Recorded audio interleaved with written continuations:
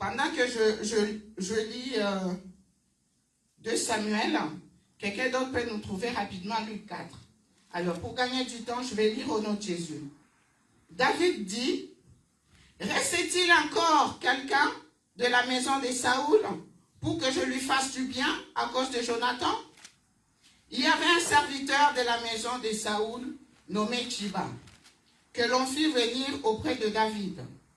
Le roi lui dit, es-tu Tchiba? Et il répondit, ton serviteur. Le roi dit, n'y a-t-il plus personne de la maison de Saoul pour que j'use envers lui de la bonté de Dieu? Et Tchiba répondit au roi, il y a encore un fils de Jonathan, perclus des pieds. Le roi lui dit, où est-il? Et Tchiba répondit au roi, il est dans la maison de Makir, fils d'Amiel, à Lodébar. Le roi David l'envoya chercher dans la maison de Makir, fils d'Amiel, à Lodébar. Et Méphibosheth, fils de Jonathan, fils de Saoul, vint auprès de David, tomba sur sa face et se prosterna. David dit, Méphibosheth, et il répondit, voici ton serviteur. David lui dit, ne crains point, car je veux te faire du bien à cause de Jonathan ton père. Je te rendrai toutes les terres de Saoul ton père, et tu mangeras toujours à ma table. Il se prosterna et dit, que ton serviteur pour que tu regardes un chien mort tel que moi. Le roi appela Tchiba, serviteur de Saoul, et lui dit, je donne au fils de ton maître tout ce qui appartenait à Saoul et à toute sa maison. Tu cultiveras pour lui les terres, toi, tes fils et tes serviteurs, et tu feras les récoltes, afin que le fils de ton maître ait du pain à manger, et Méphibosheth, fils de ton maître, mangera toujours à ma table. Or, Tchiba avait 15 fils et 20 serviteurs. Il dit au roi, ton serviteur fera tout ce que le roi, mon seigneur, ordonne à son serviteur. Et Méphibosheth mangea à la table de David comme l'un des fils du roi. Méphibosheth avait un jeune fils nommé Mika, et tous ceux qui demeuraient dans la maison de Tchiba étaient serviteurs de Méphibosheth. Méphibosheth habitait à Jérusalem, car il mangeait toujours à la table du roi. Il était boiteux de 2 pieds. Parole du Seigneur. Amen. Alors, bien-aimés dans le Seigneur, comme je l'ai dit tout à l'heure, nous parlons cet après-midi de la grâce. L'objectif de cette prédication est que chacun de nous puisse contempler encore l'amour de Dieu, réaliser encore l'immensité de la grandeur de Dieu, afin de pouvoir l'adorer, le louer, le servir et servir les autres. Amen. Amen. Alors, bien-aimés dans le Seigneur, qu'est-ce qu'on attend par la grâce? Je suis en train d'aller rapidement parce qu'on n'a pas beaucoup de temps, il ne nous reste que 30 minutes. Qu'est-ce qu'on attend par la grâce? Bien-aimés, ce thème est très vaste. Je ne pourrai pas aborder tous les aspects liés à la grâce. Amen.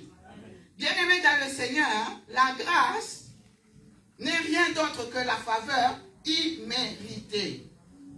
Oui, par exemple, tu es chez toi, tu vois du jour au lendemain sur ton compte un salaire qui vient du gouvernement de Macron. Mais toi, tu ne fais pas partie du gouvernement d'Emmanuel Macron.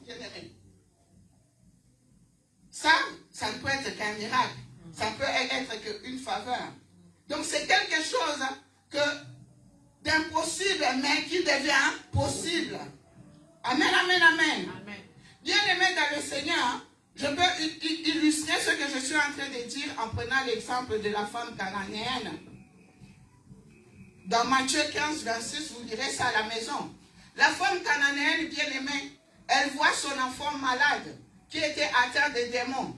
Et elle vient voir Jésus pour lui dire, ma fille est malade, fais quelque chose.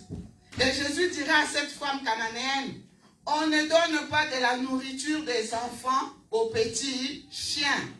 Alléluia. Mais la femme cananéenne dira, oh, mais les chiens, ils mangent les miettes qui tombent de la table de leur maître.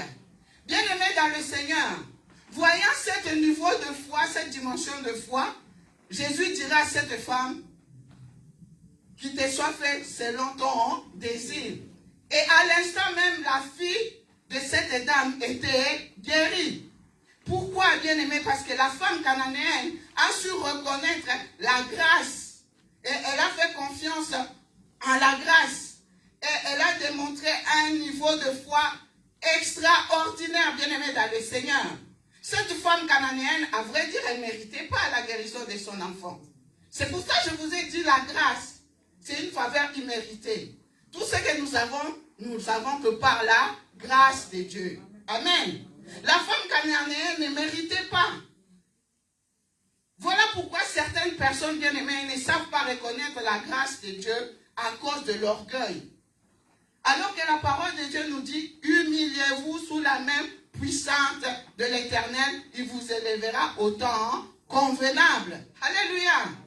Bien-aimé, l'orgueil empêche certaines personnes de reconnaître la grâce de Dieu. Cette femme s'est abaissée, cette femme s'est humiliée, cette femme a été humble, bien-aimée. La femme cananéenne.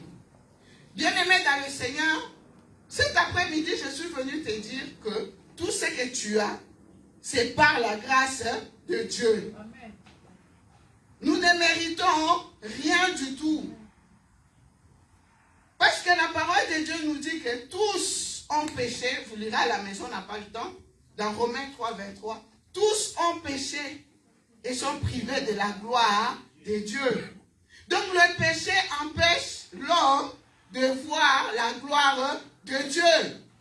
La gloire de Dieu, c'est quoi, bien-aimé? La gloire